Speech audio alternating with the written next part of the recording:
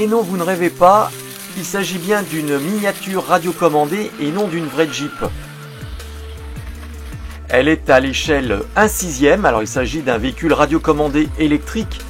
C'est plus qu'un jouet dans ce cas-là évidemment, qui s'adresse aux modélistes. On peut y placer des action figures de la taille 30 cm, c'est-à-dire des G.I. Joe, Action Man, même des Barbie. Alors on va commencer par le déballage de la boîte. Une boîte énorme qui pèse plus de 3 kg et très difficile d'ailleurs à sortir du carton.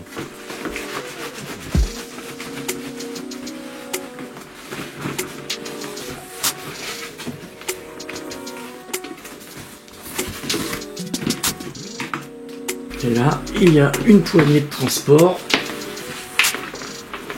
pour faire valise. C'est bien pratique.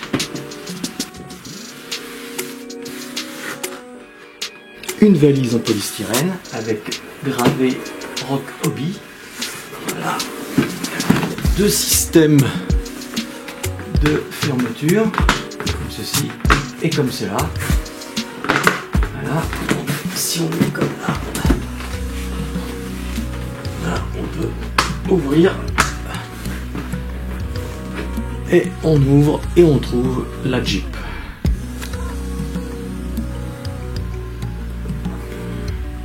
Elle est calée à l'intérieur de cette valise en polystyrène qui la protège parfaitement. Il y a des compartiments où l'on peut trouver différentes pièces, dont la télécommande. Soin du détail, les sièges sont recouverts de tissu comme si c'était des petits coussinets. Tout est souple. La carrosserie en plastique paraît fragile au premier abord, et pourtant après une sortie de route qui m'est arrivée et qui s'est achevée en tonneau, rien n'a été cassé, pas même le pare-brise sur lequel la Jeep était tombée. Jusqu'à présent, pour prendre le volant d'un pareil bolide, il fallait se procurer un véhicule pour figurine, le désosser, le modifier, le démonter, acheter un moteur, des éléments électroniques, souder, mettre une radiocommande et faire des réglages et des essais. Là, rien de tout cela, hop, on le sort de la boîte, moi j'y connais rien.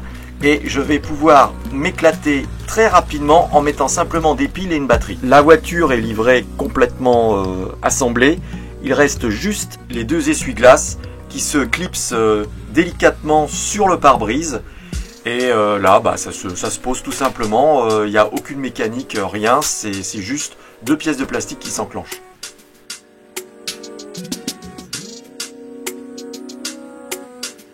Et on met le deuxième.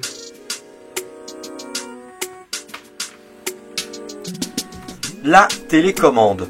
Alors, elle est en deux parties, une poignée et la télécommande à proprement parler, dans laquelle il faut placer 4 piles AA, qui ne sont pas fournies évidemment avec le véhicule.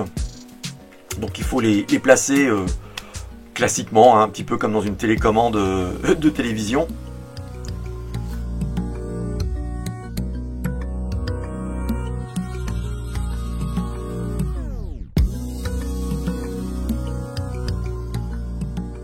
Pour alimenter le moteur de la Jeep, il faut une batterie spéciale pour les voitures radiocommandées de 7,2 volts. Il faut l'acheter à part. Sans oublier le chargeur qui se branche sur une prise de 120 volts. Je tiens à remercier Joe White qui m'a gentiment envoyé ces batteries. Et Joe White est un spécialiste. Il crée des modèles radiocommandés à partir de vieux véhicules Action Joe, Action Man, G.I. Joe. C'est vraiment un artiste.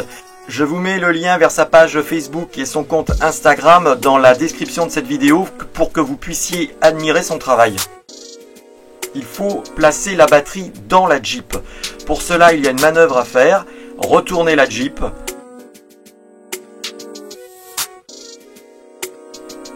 Pour accéder à deux goupilles qu'il faut retirer afin de libérer la carrosserie du châssis. Ainsi on lève la carrosserie, on met la petite barre métallique qui est fournie avec dessous pour maintenir comme un capot de voiture ouvert la carrosserie en l'air, et comme ça on accède au compartiment où l'on place la batterie.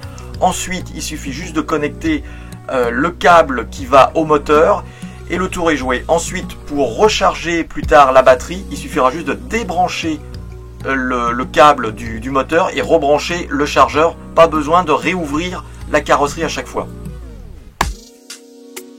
Un petit interrupteur discret permet de mettre sous tension la voiture. Phare allumé, elle est prête à rouler dès que l'on appuie sur la télécommande et c'est parti. Le volant tourne en même temps que les roues, ce qui est vraiment génial pour un maximum de réalisme.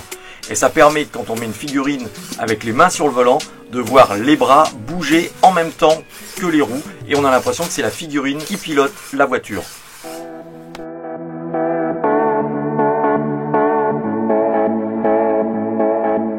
Cela faisait 45 ans que je rêvais de pouvoir faire réellement rouler un véhicule tout-terrain pour des figurines 12 pouces. Ça y est, enfin, c'est possible. Grand avantage avec ce modèle, on n'a pas besoin d'être un spécialiste de la radiocommande. C'est d'ailleurs mon cas. Je n'y connais strictement rien.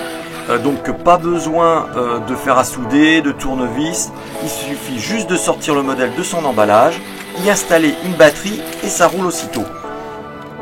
Quel est son prix, allez-vous me demander évidemment.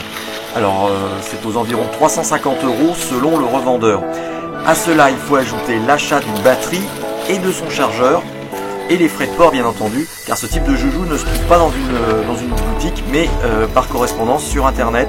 Le prix peut donc vite monter et faire peur. Pourtant c'est pas si exagéré que ça. Comparé au prix d'une Jeep Collector du type G.I. Joe de même taille, c'est-à-dire un 6e, qui est seulement en plastique sans aucun éclairage, qui n'est pas motorisé, la différence est minime parce que ça peut coûter 150, 200 € la Jeep Collector.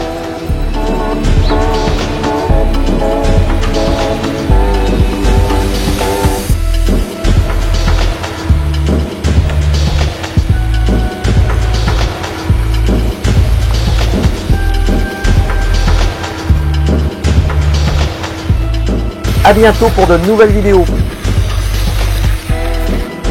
N'oubliez pas de vous abonner à nos 2 chaînes YouTube, de mettre des pouces et de partager cette vidéo pour que GénérationJouet.tv se développe encore plus. Vous pouvez aussi suivre Génération Jouet sur Instagram, Facebook et Twitter.